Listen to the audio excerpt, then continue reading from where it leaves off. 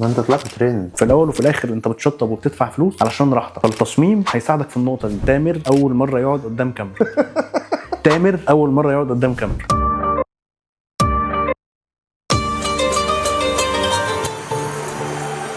اكتر حاجه بتبوظ الشقه بعد ما بنخلص تشطيب مش الدهانات. تسريب صغير تحت السيراميك ممكن يخسرك فلوس كتير ومن غير ما تحس. النهارده هنعرف ازاي تتاكد ان شقتك مش قنبله ميه موجوده. ومعانا كالعاده المهندس مازن واستاذ تامر مقاول بند السباكه في الشركه. اهلا بيك يا هندسه. اهلا بيكم في حلقه جديده من حلقات برنامج الصنعه. النهارده في ضيافتنا الاستاذ تامر محمد من اشطر مقاولين بند السباكه. مش هنبالغ ونقول في المحافظه اللي احنا فيها، لكن حرفيا حد متمكن قوي في البند بتاعه. من الناس اللي عصرت بند السباكه من اول ما طلع لحد التطور اللي احنا بينا فيه النهارده. اهلا بيك يا استاذ تامر. حبيبي يا هندسه.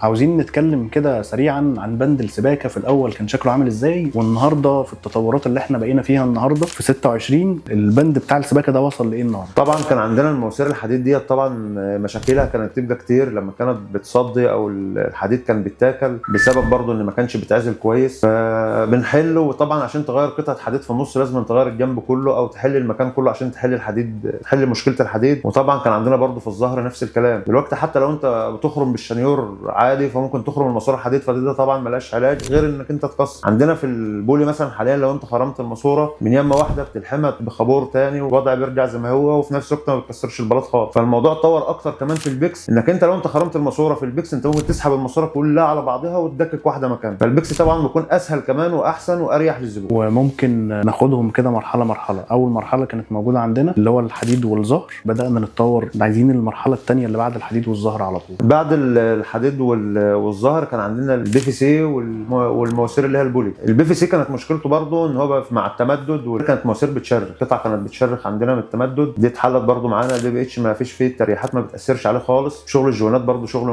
معتمد وشغل محترم، فما فيش منه اي مشاكل برضه. وبعد ما وصلنا للمرحله دي عاوزين نطمن ان البند بتاعنا اللي احنا عملناه، يعني احنا اشتغلنا بالمواسير البولي واشتغلنا بالصرف، اشتغلنا بقى بنظام الجوانات. عاوزين نطمن ان الخطوط بتاعتنا سليمه. ده الخطوات اللي احنا بنعملها. ده اكيد بعد ما بنخلص الشغل لازم يعني ما بنخش المكان نشتغل فيه، اول بند خالص بنعمله بننظف الارضيه ونطهرها ونعزل. وبعد ما بنطهر الارضيه ونعزل نبدا نركب مواسير الصرف بتاعتنا ونتاكد المواسير راكبه تمام، ولازم نضغطها بميه. ده بالنسبه للصرف. اما المواسير التغذيه فبعد ما بنخلص الشركه بترجع تراجع اللحامات بتاعتنا وان شاء الله بتكون تمام، وبتدي شهاده ضمان فعلي للعميل. وطبعا المواسير الميه بتضغط على 10 بار عشان الخلاطات الدفن والصناديق الدفن ما ينفعش نزود الضغط عن 10 بار. وبعد ما وصلنا للمرحله دي بدانا ندخل النهارده في خطوه جديده من التطور اللي هي مواسير البيكس. نقدر كده نشرح النظام بتاعها او فكرتها او هي معتمده على ايه النهارده؟ نظام البيكس ده نظام سهل خالص والدنيا بتاعته تبقى تمام، لان هو عباره عن خراطيم بتدكك نفس فكره الكهرباء بالظبط يا هندسه. بتعمل تجميع على الطبلون، بتكون مثلا او بره الحمام او في مكان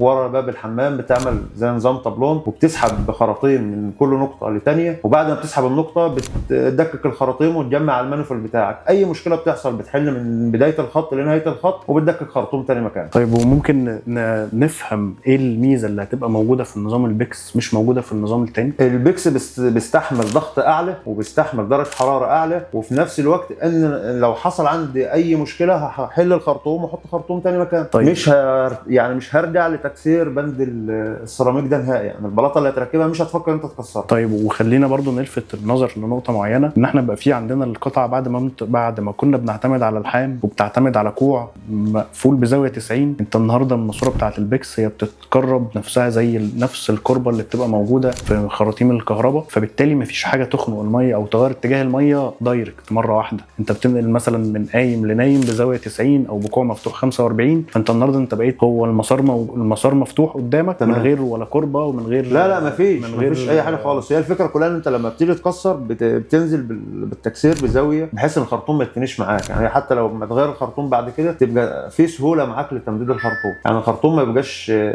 يبقاش نازل زاويه 90. يعني انت بتاسس خالص في البدايه، بتاسس ان الخرطوم بتاعك يكون نازل بميل، تدكك الخرطوم تاني او تسحبه عادي ما فيش فيه اي مشاكل. بما اننا في رمضان ورمضان شهر الخير، فخلينا نفيد غيرنا ونتكلم ان احنا دلوقتي عندنا مساحه فراغ الحمام الحمام المكونات بتاعته الطبيعيه اللي هي موجوده في اي مكان، اللي هو عندنا حوض وعندنا قاعده وعندنا بانيو او شاور. طبعا هنتكلم عن الحوض التفصيله بتاعته، ان انا بستعمل على الحوض واحده وان انا بستعمل حوض نص ركبه. ولما نيجي نتكلم على القواعد هنتكلم على القواعد الدفء ونتكلم على القواعد العاديه اللي هي بالخزان بتاعها العادي. ولما ندخل في منطقه الشاور او البانيو هنتكلم عن البانيو الفري ستاند وهنتكلم على الشاور. طيب احنا لو عندنا مساحه الحمام كافيه على حسب التصميم اللي معانا، لو هننفذ مثلا كابينه شاور فبتكون اقل حاجه يعني عرضها ممكن تكون متر وتبقى دي مناسبه خالص للشغل. بعد كده انا بحتاج متر صافي للقعده لو هعمل جنب منها خلاط دفن. وعندنا الحوض طبعا على حسب المقاس اللي حضرتك بتختاره، لو حوض نص ركبه مثلا ممكن يكون من 60 ل 70 سم. اما لو هنعمل يونت او وحده فالمساحه معانا متاحه، ممكن معاك لحد متر عادي وفي اكبر من متر كمان لو مساحه الحمام تجي. اما احنا لو اول ما بنخش المكان طبعا لما بنيجي نكسر المكان ممنوع تكسير طبعا في خرسانات، مش كويس على المبنى ان احنا نكسر في خرسانات ونبين الخرسانات دي خط احمر.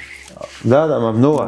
ده ممنوع عندنا تكسير في الخرسانات نهائي. طبعا منسوب الشرب بتاعنا لما بناخد الوزن من على بدايه الشقه بميزان ليزر بنحدد ارتفاع مواسيرنا على 40 سم من على وش البلاط، بحيث برضو ان احنا نتفادى بعد كده تشطيب لما نيجي نخرم اي شغل ما نخرمش في المواسير. فبنعمل الشبكه بتاعتنا على ارتفاع معين، بنقسم الشغل تمام زي ما هو بيبقى مطلوب مننا. بعد ما بنسلم الشركه وتمام بنعزل الارضيه بتتعزل بسيكه او ممبرين عادي زي ما بتكون مطلوبه. بنختبر العزل لمده 3 ايام ونرجع نبص على العزل بعد 3 ايام نشوف لو في تسريب في الميه بتاعته تمام، بنصفي الميه ثاني من العزل. والمفروض ان انا برجع اعمل بعد كده حاجه اسمها دليل تقطير للعزل، حتى لو في ميه العزل يستوعب الميه بتاعته ويسحب دليل تقطير من الميه ثاني لبره، ابقى انا عرفت ان انا عندي مشكله في العزل. ده في حاله ان انا عندي الحمام على منور تمام. اعمل دليل تقطير. بنعمل دليل تقطير. دليل التقطير ده ليه طريقه للشغل بتاعه علشان نبدا نقول دليل التقطير بتاعنا ده يقوم بوظيفته صح. تمام يا هندسه. بعد ما بنعمل دليل التقطير بتاعنا بنرجع نفصل الصرف بتاعنا على المناسيب بتاعتنا المتاحه بالنسبه للحوض او لشاور او لبانيو. بعد ما بنعمل الصرف بتاعنا تمام نرجع نكبسه ميه ونراجع عليه ونسيبه مكبوس بالميه طبعا لاخر يوم للتشطيب. الصرف عندنا بيكون دايما مكبوس بالميه. بعد الصرف ما يتساب نرجع نقفل على شغلنا تاني بالاسمنت ونرجع نعمل طبقه حمايه تاني للعزل، وبكده يكون الحمام معانا جاهز للبلاط. وفي كذا نقطه او هنقول عليهم نصايح هنقولها دلوقتي لاي حد بيعمل لبيته، سواء كنت مهندس كنت صاحب بيت او صاحب مكان بتعمل فيه حمام او بتعمل فيه ايا ما يخص بند السباكه. اول حاجه لما تدخل اي مكان شيك الاول على الشرب بتاعك في جميع انحاء الشقه. ده اهم حاجه عندنا في الشغل، ده اهم حاجه، ده الف باء سباكه ان انت لازما الشرب بتاعك يكون مظبوط. وطبعا معدات بقت عندنا في السباكه معدات بقت كتيره، اهم حاجه لازم تاخد الشرب بميزان ليزر، ما تعتمدش على ميزان خرطوم او حد يديك اللقطه بتاعتك.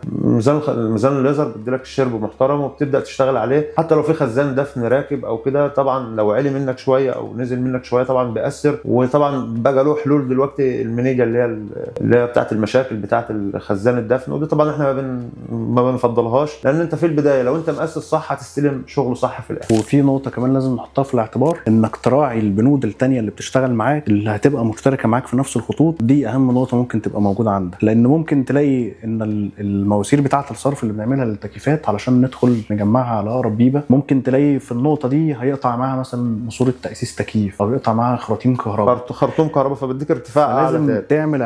لازم تعمل اعتبار لكل البنود اللي جايه وراه. يعني ما اخدش الماسوره على وش التشطيب واقول انا خلاص انا كده في السيف زون. انت لازم تعمل اعتبار لكل البنود التانيه اللي هتشتغل معاك، طبعا مع مراعاه الميول مع مراعاه الكبس والامان اللي بيبقى موجود عندك في البند. لازم نحط اعتبارنا النقطه دي. تمام. من النقط الاساسيه كمان اللي احنا هنتكلم فيها او بننصح بيها اي حد يبدا يشتغل عليها، ما تثبتش الصرف بتاعك قبل ما تطمن على العزل. يعني دخل الماسوره بتاعه الخارج بتاع الصرف وحط الشبكه بتاعتك في الاول وشيك على العزل بتاعك وشيل الشبكه، وبعد ما تقفل العزل بتاعك رجع الشبكه بتاعتك تاني. تمام. ده بيغنيك عن مشاكل كتير ممكن تحصل. ولما تيجي تكبس ميه في المواسير بتاعه الصرف خلي معاك قايم موجود ميه في نقطه، تفتحش البيبه دلوقتي، خلي فتح البيبه في التشطيب، واعمل قايم في الصرف بيديني ضغط، يديلك ضغط ميه عالي، ضغط ميه عالي عشان نتاكد من الجوان. لان لو عفرايه في البي بي اتش او مثلا ممكن اي حد هو شغال ممكن تخش منه لو رملايه تحت الجوان جاب ميه. وفي الطبيعي لما بتيجي تشتغل الصرف ما هي الا مسار للميه اللي هي المستعمله او الميه اللي هتنزل في الصرف تمشي فيه، هي مسار امن ان هو يوصل للمنهول او يوصل للغرفه بتاعه التفتيش اللي احنا موصلين عليه. فبالتالي هي مش محتاجه الضغط، ولكن الضغط امان انك تطمن ان الجوانات اللي موجوده عندك مفيش جوان مقلوب، مفيش اي شوايب او اي حاجه عملت اعاقه للمنطقه دي، وبالتالي تضمن ان البند بتاع تاسيس الصرف ده مظبوط 100%. وبالنسبه برضه هندسه لتطويرات السباكه، خزانات الدفن بقت عندنا بالقواعد السمارت بالشغل العالي دوت. طبعا بقى عندنا عاليات كتير خالص بالنسبه للسباكه. عندنا مثلا النص شاسيه والخلاط والصندوق الدفن اللي هو الجروهي او جبرت او منسمار، طبعا دول بيحتاجوا وزنه معينه وبيحتاجوا شغل معين للسباكه علشان التشطيبات بتكون على اعلى مستوى. اكيد. وطبعا بنلاقي على كل خزان موجود عندي بلاقي عليه المنسوب بتاع الشرب بتاعه اللي متحدد عليه مكان مسمار التعليق ومتحدد منه مستوى التشطيب النهائي هو رايح فين. فبالتالي الصنايعي اللي هيجي يشتغل وراه اللي هو في البند بتاع البورسلين هو عارف هو هيوصل لحد النقطه دي مش هيعرف ده نهايته. ولازم نعمل اعتبار للبنود اللي هتيجي تتقفل معاك بعد كده، ما يجيش اخلي المواسير بتاعتي تحت البورسلين دايركت، لازم اديها مسافه امنه علشان الردم والمونه بتاعه التركيب والماده والكلام ده. وفي من النقط الاساسيه اللي ننصح اي حد بيها، انت ممكن المشكله ما تبقاش ظاهره او ممكن المشكله ما تبقاش في الحياه وتلاقي في عندك نشع موجود في الحيط، ده ممكن يبقى ليه سبب ما يجيش في دماغ حد. جلبه التطويل لما بتيجي تشتغل بجلب تطويل ممكن الجلبه دي تكون فيها بتنفس او حاجه، فبالتالي وانت شغال من الاول اعمل بؤج للحمام. لو مش هتعرف تمحره من الاول اعمل بؤج للحمام واشتغل على منسوب التشطيب بتاع البورسلين، حط المعيار بتاع منسوب البورسلين السكنس بتاعه والماده وابدا اسس البند على النظام ده، علشان ما تجيش في يوم من الايام تتفاجئ ان في نشع انت مش عارف مكانه. هتيجي تكبس مواسير الميه هتلاقي المواسير ما فيش فيها مشكله، هتيجي تبص على الضغط بتاع الصرف او مسار الصرف هتلاقي مسار الصرف مظبوط، ولكن هي المشكله ممكن تكون حاجه بسيطه جدا. في النقطه دي اقول لك ان اللي فاهم بيريح. احنا طبعا هندسه لما بنخش المكان خالص ده احنا كنا نسينا نذكرها في البدايه، طبعا بيكون جاب لنا صنايعي محاره بيعمل تاكيس وتربيع للحمام، بيعمل لنا البؤج بتاعته، احنا بنمشي على البؤج ديت بنطلع السن النحاس بتاعنا او نهايه السن بتاعنا من على حرف البؤجه سنت وربع لبره، ده قيمه البورسلين بالماده بتاعته، ده حاجه. وعندنا كمان الخلاطات الدفن الماكس والميني بتاعهم بنحترمه عشان برضه نقدر نشطب الشغل بعد كده، ده لازم يكون ان في بؤج للمكان واحنا بنمشي على البؤج بتاعته بحيث ان احنا نطلع شغل بجوده عاليه. بالظبط. والنهارده لما نيجي نتكلم مثلا عن ان انا بعمل شاور او باجي اعمل بانيو، فاحنا بقى في عندنا نظامين او اكتر نقدر نشتغل عليهم، وهو الخلاط الدفن اللي بيتعمل للبانيو او للشاور، والخلاط الخارجي بالمسطره اللي بيبقى فيها الهاند شاور بالطاسه بتاعه الشاور. فخلينا نقول ان معادله الاثنين ببعض كسعر تقريبا الاثنين هيوصلوا لنفس الرينج، ولكن الميزه اللي هتاخدها من الدفن مش هتعرف تاخدها من الخلاط الخارجي، وهي اي حد بيستعمل حمام ففي صابون وفي مواد ممكن او في حتى بخار الميه اللي بيترسب على الجسم بتاع الخلاط والكلام ده ممكن ما يخليش عامل النظافه احسن حاجه. فبالتالي انت كل الجسم ده مدفون عندك، ما فيش عندك غير محول والمقبض هم اللي موجودين ظاهرين خارجي، ودول في نظافتهم سهلين جدا. ودايما اشتغل بخامه معتمده او اشتغل من براند ليه اسمه وليه سمعته بيخاف عليهم. فلما يجي يعمل لك مثلا ماسوره ستانلس او يعمل لك جسم نحاس، هو هيعمل لك نحاس بيور 100%، هيعمل لك ستانلس بيور 100%، ده اكيد. ما يخليش عندك ولا خلاط يصدي او يخلي عندك فيه مسطره يبدا يظهر فيها صدى او حاجه من الكلام ده كله. هنرجع تاني للنقطه الاساسيه اللي اي حد المفروض يحطها في الاعتبار. اعمل تصميم للحمام او للمطبخ او للمكان اللي انت هتشتغل فيه، اعمل تصميم لبيتك عموما. التصميم هيفيدك انك تبقى عارف مكان الجهاز ده يبقى موجود فين وبعده ايه ومسار الحركه. من ضمن المشاكل اللي كانت بتجيلنا ان حد يقول لك انا مش مرتاح في الحمام، مع ان الحمام مساحته كبيره، ولكن توزيع الاجهزه مش مظبوطه او مش في مكانها الطبيعي بالظبط، فمش موفر لك مكان الحركه او مسار الحركه المظبوط اللي يخليك تعرف تستعمل ده كويس. في الاول وفي الاخر انت بتشطب وبتدفع فلوس علشان راحتك، فالتصميم هيساعدك في النقطه دي. ده اكيد هندسه. ولما تكون بتشتغل على رسم تفصيلي او شوب دروينج بيقول لك بدايه الماسوره معاك من هنا وهتنهي في النقطه دي وهتستعمل كام كوع، لو احنا شغالين على نظام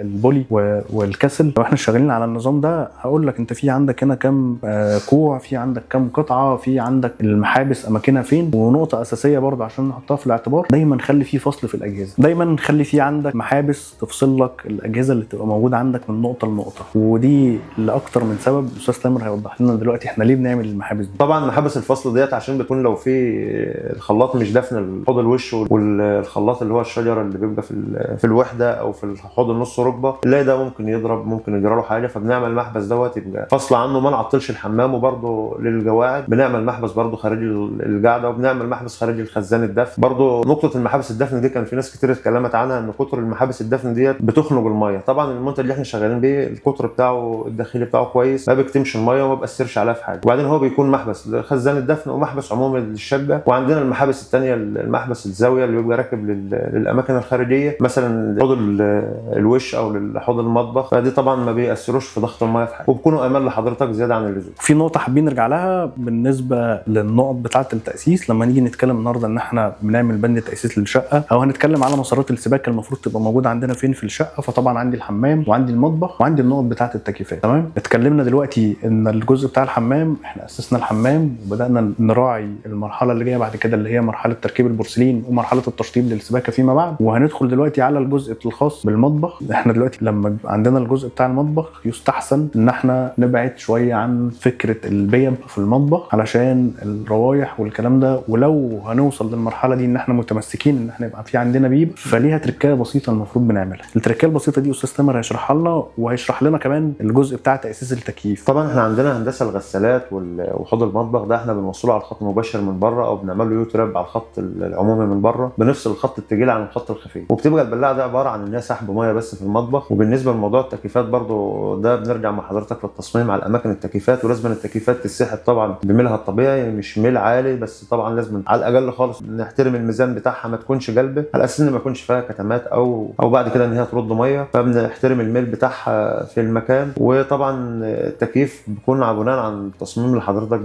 بتديهولنا وبنجمع التكييفات عليه. وقبل ما نوصل لنهايه الحلقه خلينا نتكلم ان كل اللي اتكلمنا فيه ده نقطه في بحر، لان باختصار المنظومه الداخليه دي لازمها منظومه خارجيه قويه عشان نقدر نشتغل فيها. دلوقتي هنتكلم عنها باختصار، وهنبقى في انتظار اسئلتكم واستفساراتكم، وهيوضح لنا المنظومه الخارجيه دي باختصار الاستاذ تامر، علشان الخارجي لازم يساعد الداخلي. ده كده هندسه، ولو الخارجي مش كويس الداخلي طبعا مش هيكون احسن حاجه. بالنسبه مثلا لخطوط الميه، لو احنا عندنا مثلا بنحصر الوحده اللي عندنا وبنعمل خط ميه منفصل لكل شقه، ده احنا بنسميها بطاريه بمحبس منفصل بعداد ميه منفصل. اما بالنسبه للصرف، احنا عندنا الصرف بيطلع خط 110 ده للتجيب، وخط 75 مللي ده مخصص للبيب. وفي نقطه قبل ما نعدي النقطه بتاعه الميه دي، خلينا نتكلم ان ضغط الميه لما بتنقل من قطر لقطر اضيق ضغط الميه بيزيد، ولازم نبقى عاملين اعتبارنا ده اكيد في اعتبارنا الكلام ده. فبتبدا بقطر اعلى وبتبدا تسلب الاقطار لحد ما توصل لفوق عشان توصل لضغط ميه محترم. ده كده هندسه. وعندنا برضو زي ما قلت لحضرتك خطوط الصرف، عندنا الخط اللي هو ال 110 ده مخصص